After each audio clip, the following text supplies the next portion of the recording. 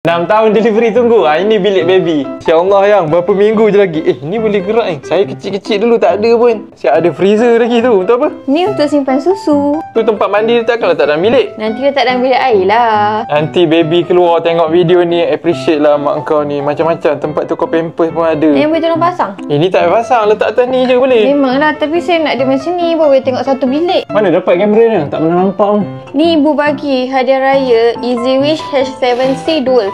Bagi CCTV. Ini mesti nak tengok cucu dia daripada kampung kan? Yelah, senang dia nak monitor nanti. Saya ingat nak cari satu, nak letak kat kampung. Senang nak pantau tengok ayah saya. Mana tahu sakit ke pening ke. Tapi atas ni ada kamera, bawah pun ada kamera. Ya, atas ni kamera dia fix. Kamera yang bawah ni dia boleh pusing 360 darjah. Satu, kita tala ke baby. Satu lagi yang wide angle ni, kita tengok keseluruhan bilik. Okay, kita try two way calling. Tapi saya duduk kat ruang tamu jap. Bukan ruang tamu je, kalau kat kampung pun saya boleh tekan ni, lepas tu call awak.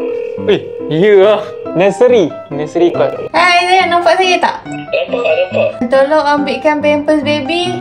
Itulah rupanya. Bila nak ada CCTV nak minta tolong ambil ni untuk baby. Awak tunggu kat bilik tu. Kamera sini, baby kat sini. Kalau baby bergerak, dia boleh detect ke? Boleh, dia ada motion and loud noise detection. Ini ada petrol mode macam polis lah. Kita boleh custom petrol ni, dia akan pusing 360 darjah. So, tak ada banyak spot yang terlepas. Waktu malam night vision kan hitam putih. Tapi bila ada pergerakan, dia akan jadi berwarna.